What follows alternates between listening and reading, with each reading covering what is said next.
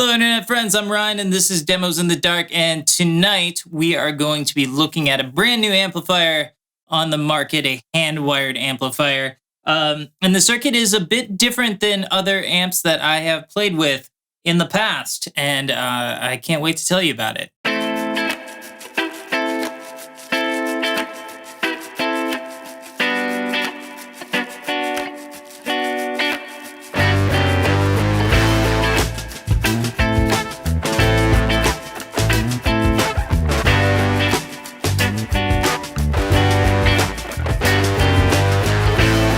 So this here is the Silktone amp. This is a hand-wired amp. It's 12 watts. And not only does it look like $1 million, it sounds like $1 million freaking bucks. It has some cool tricks. It employs some cool tricks that I don't see terribly often.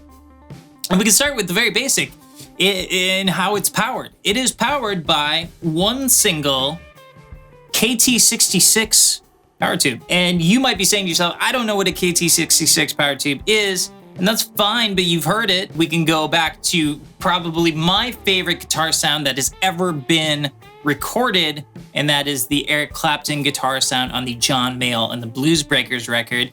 That was a JTM 45 circuit with KT66 power tubes in it. Early AC/DC. There's even some lore adding to the Stevie Ray Vaughan lore of the world that Stevie Ray Vaughan had his amps modified for KT66s. It's a very cool sounding, warm sounding, harmonically rich power tube.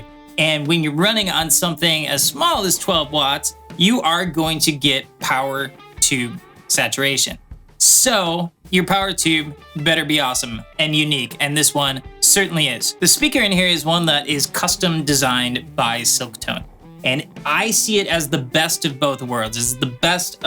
It takes the best things from the British speakers and the best thing from the American speakers, and it kind of puts them both together into its own very great sounding speaker that can handle a lot of power and breaks up where it needs to, and it sounds just absolutely spectacular. Another very unique thing about this amplifier is it has two different settings. It has a chiffon setting and a raw silk setting. Now the raw silk setting, what it does is it bypasses the tone stack here. It bypasses the EQ, and I was not aware of this until one evening when I was talking to Charles about the amplifier. Apparently the tone stack eats up a ton of power.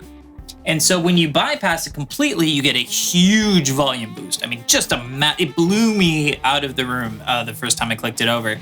So you get a massive volume boost, and it's a flat EQ, and it just makes some of the coolest rock and roll sounds that you can get out of an amplifier, and I'm excited to show you about that. Another thing that really interested me when I was checking out this amp for the first time was the reverb.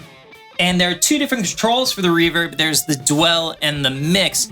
And effectively what this will do for you between those two controls, I'm sure you know what it's like when you really punch the front end of an amp that has a spring reverb tank. Doesn't always make the most desirable kinds of sounds that you want to hear.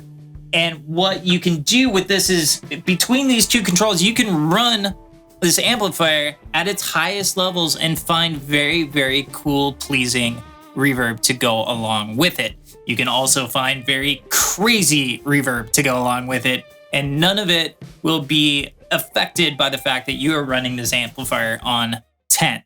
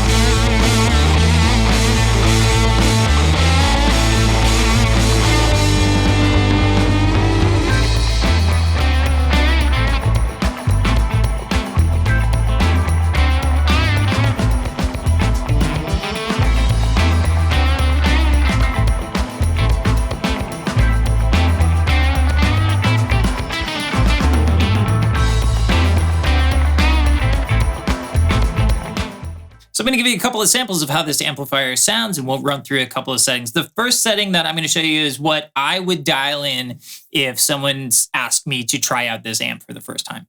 It's a very full-bodied, very nice sound, and sounds great with both single coils and humbuckers. And so I will use both. I'm going to grab a Bunting Guitars Alice that has a single coil Telecaster pickup in the bridge, and then a Firebird humbucker in the neck.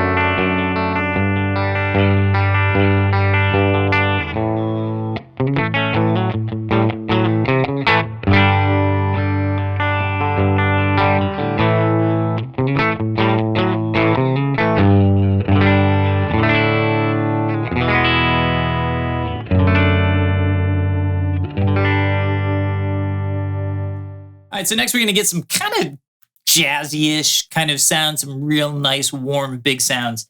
And we're gonna pull back the treble a little bit. We're gonna bump up the mids and the bass a little bit. And this is actually a good time to note that the EQ controls on here are really wide-ranging. Sometimes it can feel like an amp is pretty much set. And yeah, these things are just to taste. Just to shave off a little high end or add a little low end, or dial around the mids a little bit. When you turn these knobs, you are getting some pretty drastic changes. So just turning down the treble a little bit and bumping up the mids and bumping up the bass a little bit is actually a pretty huge difference between what we started with.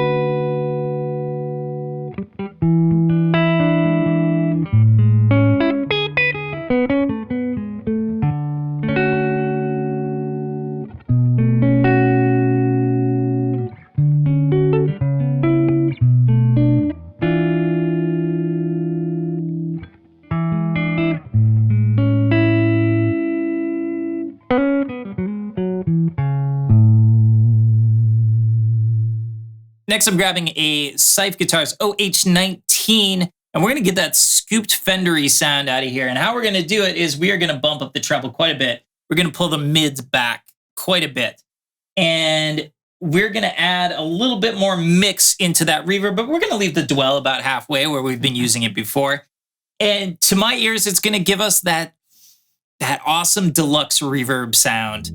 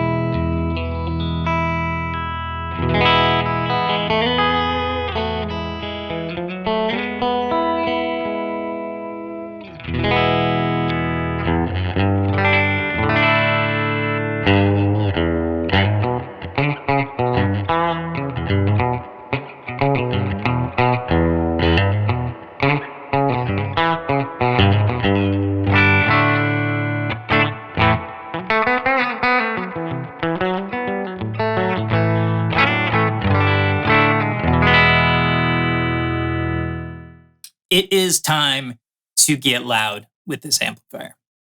So I am grabbing a Yamaha Revstar guitar, and we're going to go from the chiffon mode into the raw silk mode. The raw silk mode bypasses the tone stack, so these don't matter at this point.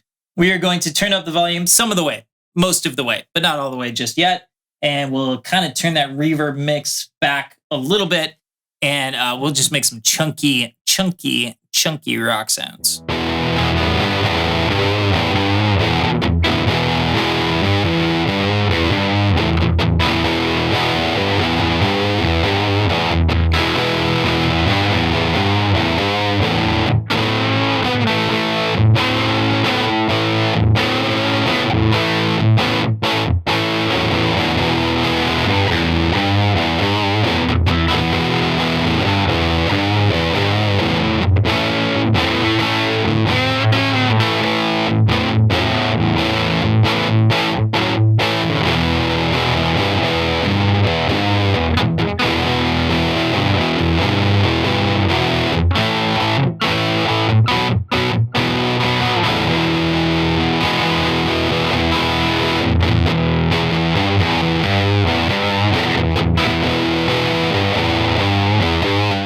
Last time I said the word shoegaze on this channel, I immediately regretted it because of what happened in the comment section. But if you're into that sort of thing, if you're into distorted guitars with very large reverbs, let me show you what I'm about to do. I am going to take that volume in the raw silk mode. So this is a flat EQ. I'm going to turn it up all the way. This is everything that this amp can give. And I'm going to take that dwell and I'm going to turn it up all the way. And I'm going to take that mix and I'm going to turn it up all the way.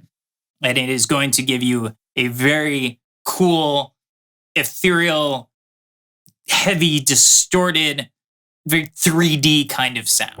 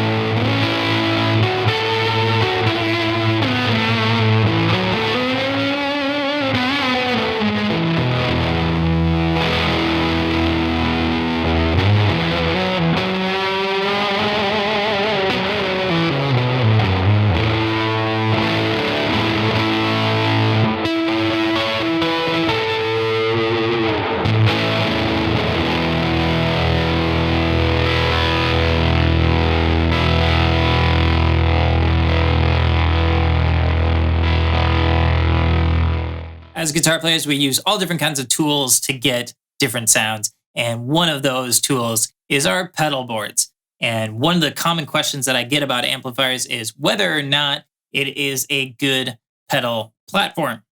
And this amp is not only in the chiffon mode, because there's lots of really, really great headroom in the chiffon mode, but in the raw silk mode, you got a flat EQ. I mean, you can't ask for anything better than that for a pedal platform. So what we're going to do is we're going to pull this volume down quite a bit so it's not breaking up anymore. That'll give us a ton of headroom. A flat EQ, we'll pull this reverb back. And we'll run a couple of stacked delays into it, and it'll sound awesome.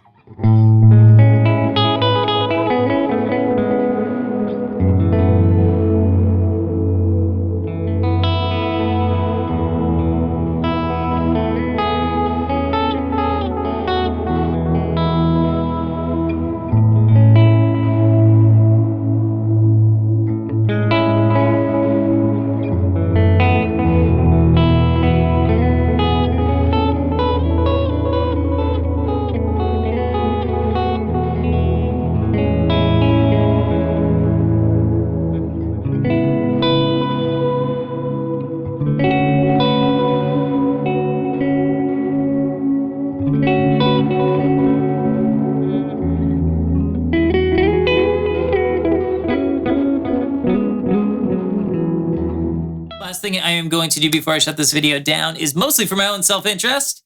I got to run some fuzz through here. If you are subscribed to this channel, you know I love fuzz pedals.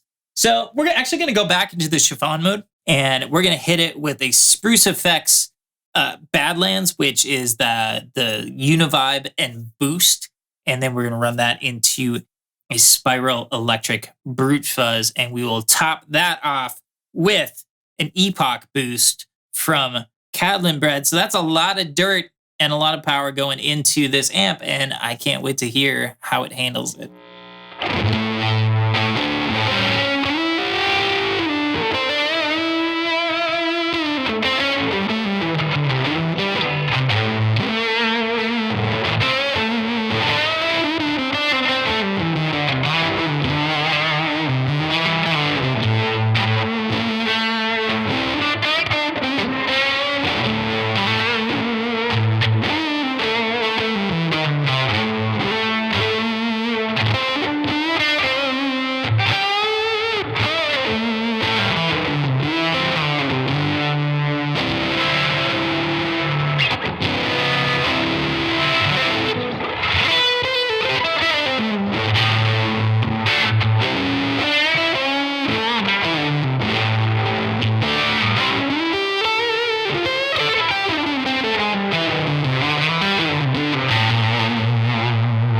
If you didn't pick up on it throughout the rest of the video, I'll spell it out for you at this point.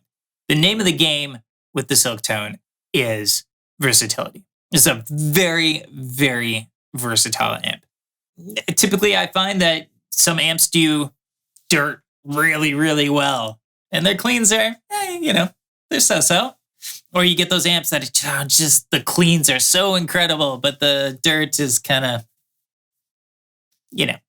This amp excels at both of those, and that was the purpose in building. This amp had been designed over a few years, and he just wanted to make the most versatile amplifier possible. And coming from the perspective of someone who does a lot of session work and who has spent a lot of time doing session work, an amplifier like this is a dream because you don't always know. In fact, sometimes you rarely know what you're going to get when you show up to track on something. So I would be very comfortable taking this amplifier, knowing that the bulk of my basses are going to be covered with this. And I am a huge, huge fan. Look for it on future videos for pedal demos and stuff like that. I will definitely find ways to employ this beautiful Silktone amplifier. And thank you for your time.